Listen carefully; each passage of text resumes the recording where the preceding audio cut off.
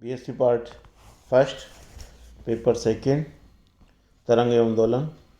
Topic अवमंदित सरल आवर्ती दोलक की ऊर्जा। ये आज का टॉपिक है, energy of A damped harmonic oscillator.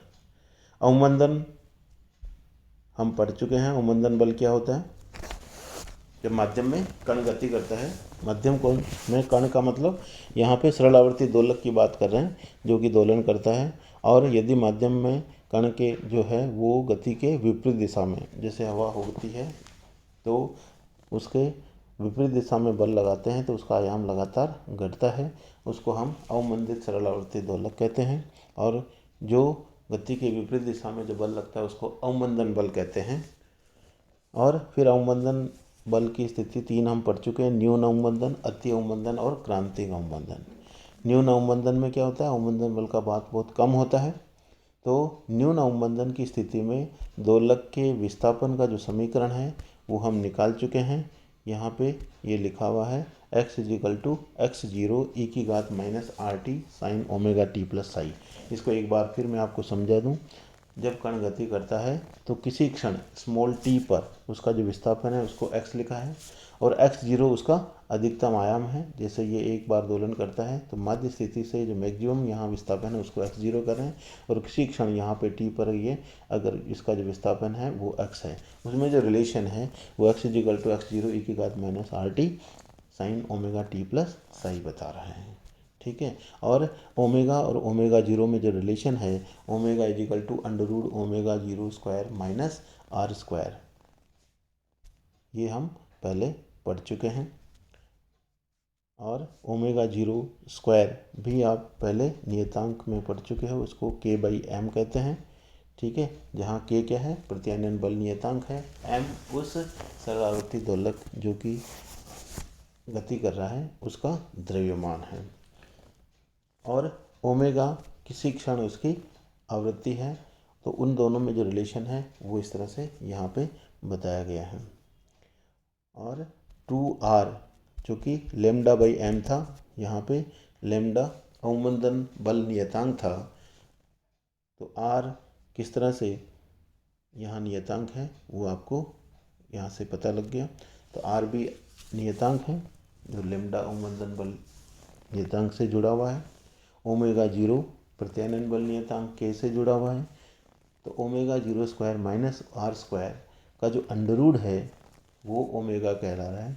और ओमेगा का मान हम देख सकते हैं, यहाँ पे धनात्मक हो सकता है, ऋणात्मक हो सकता है और काल्पनिक भी हो सकता है। ठीक है, वो हम आगे अध्ययन करेंगे।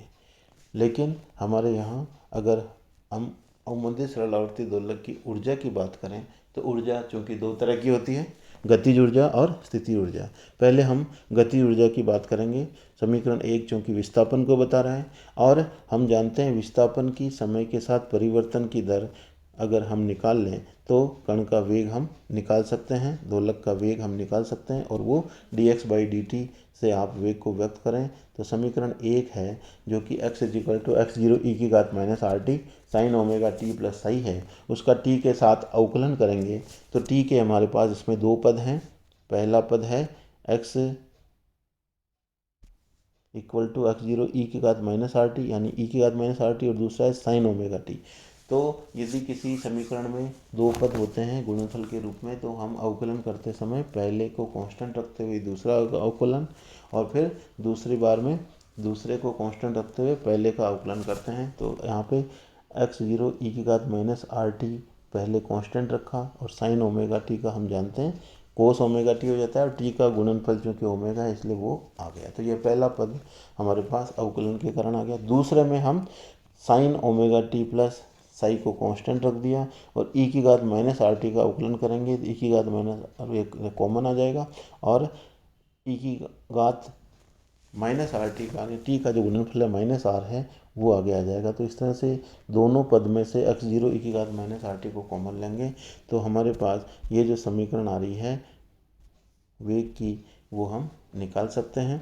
कण का जो सरल आवर्ती दोलक है न्यून अवमंदन स्थिति में उसकी गतिज ऊर्जा हम निकाल सकते हैं यदि ये गति आपको यानी वेलोसिटी आपको पता लग गया है। तो के चूँकि गतिज ऊर्जा को बता रहा है और गतिज ऊर्जा होती है हाफ mv²।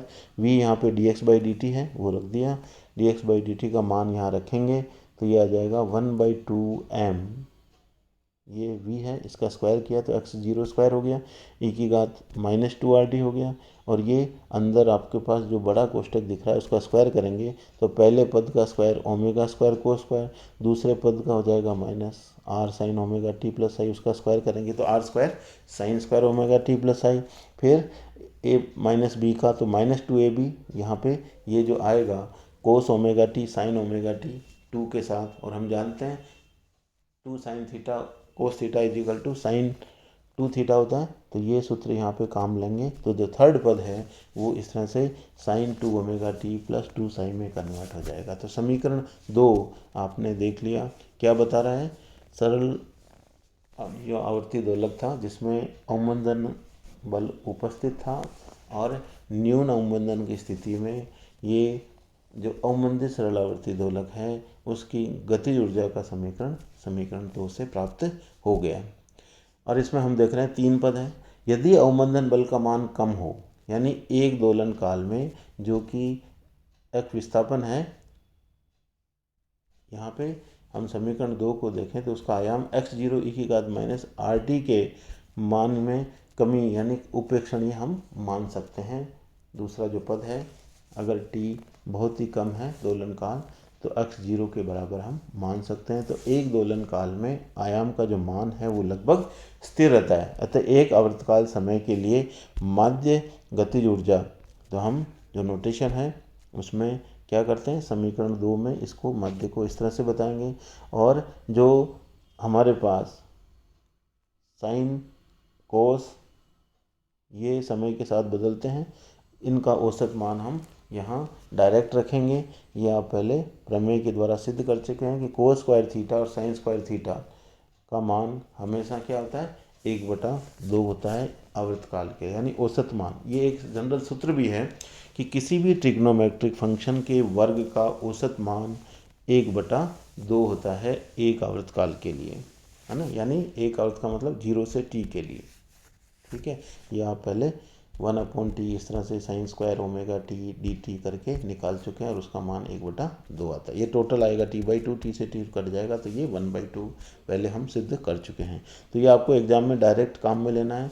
इसी तरह से कोई भी ट्रिग्नोमेट्रिक फंक्शन है, चाहे साइन के रूप में हो, कोस के रूप में हो, टेन के रूप में हो, सेक के रूप में हो, कोट के रूप में हो, कोसक के रूप में हो, सबका अगर घात 1 है यानी विषम है तो ये साइन 2 थीटा चाहे 3 थीटा हो, कुछ भी हो, लेकिन घात 1 है, साइन कोस या साइन क्यूब साइन 5 यानी विषम संख्या के लिए इसका मान 0 होता है, और सम संख्या के लिए चाहे cos² हो, sin² हो, cos 4 हो, sin 4 हो, उसका मान 1/2 होता है। तो ये प्रमेय को उपयोग करते हुए ये मान हम समीकरण 3 में रखेंगे।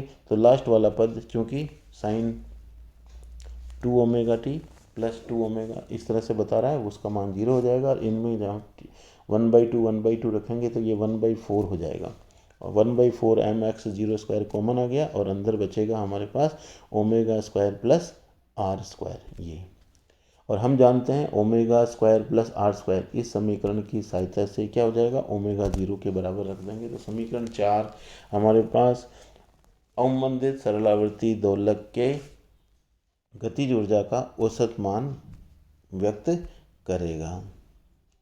अतः दोलक की माध्य गति ऊर्जा समय के साथ चरघातांकी रूप से कम होती है। क्योंकि इसमें हम देख रहे हैं ये e⁻²rt आ रहा है, और ये जो इस तरह से कि यदि हम x वहाँ पे आई एक्सिस पर ले लें और इधर t ले लें तो ये चरघातांकी रूप से इसका मान घटेगा, और t = 0 पर ये अधिकतम होगा, और वो होगा 1/4 m ω02 x02। तो गतिज ऊर्जा समय के साथ चरघातांकी रूप से घटेगी।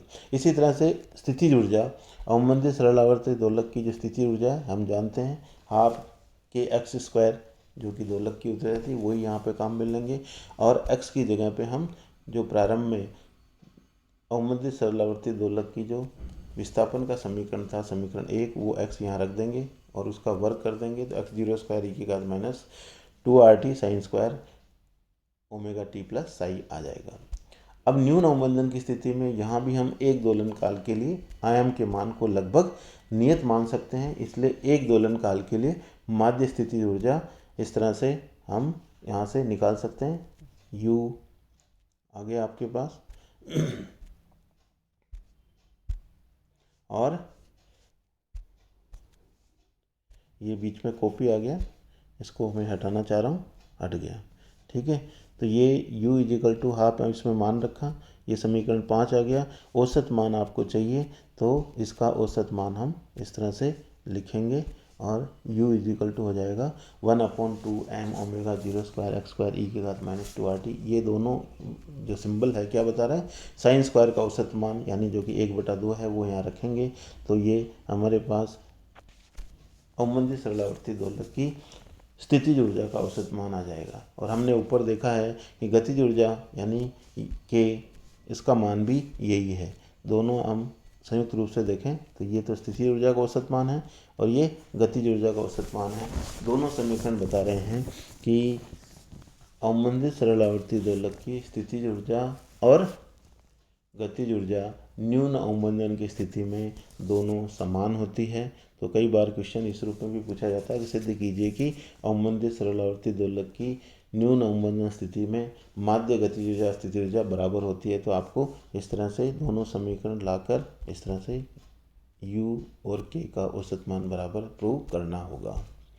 अब कुल ऊर्जा निकालनी है, तो एक दोलन काल में दोलक की जो कुल ऊर्जा है वो स्थितिज ऊर्जा और गतिज ऊर्जा दोनों का योग हो जाएगी। दोनों के मान आप रख देंगे, दोनों मान बराबर हैं, 1/4 है, दोनों मिलकर 1/2 हो जाएगा। इस तरह से कुल ऊर्जा हमारे पास 1/2m omega 0 square x 0 square e⁻²RT के बराबर आ जाएगी। और यदि इस समीकरण में हम t इजिकल टू 1/2r जो कि विश्रांति काल टो होता है उसके बराबर रख दें तो ये 1/e आ जाएगा और 1 ये e मैक्सिमम का मान हो गया है ना, 1/2m omega 0 square x square को e मैक्सिमम लिखते हैं और ये e⁻⁻1 हो जाएगा यानी 1/e और 1/e हम e चूँकि होता है 2.718, ठीक है ना, यहाँ मान रख देंगे तो ये 0.368 e मैक्सिमम आ जाएगा। तो हम कह सकते हैं कि ऊर्जा का जो औसत मान है वो अधिकतम मान का 0.368 गुना हो जाए या 1/e गुना हो जाए या 36.8 गुना रह जाए, इस समय को हम ऊर्जा का विश्रांति काल कहेंगे। तो ऊर्जा विश्रांति काल टो इजिकल टू 1/2r आप परिभाषित कर सकते हैं। और एग्जाम में यदि अवमंदित सरलावर्ती दोलक की ऊर्जा चाहे गतिज ऊर्जा पूछे, चाहे स्थिति ऊर्जा पूछे या कुल ऊर्जा पूछे, तीनों में से जो पूछे आप इस तरह से एग्जाम में कर सकते हैं। धन्यवाद।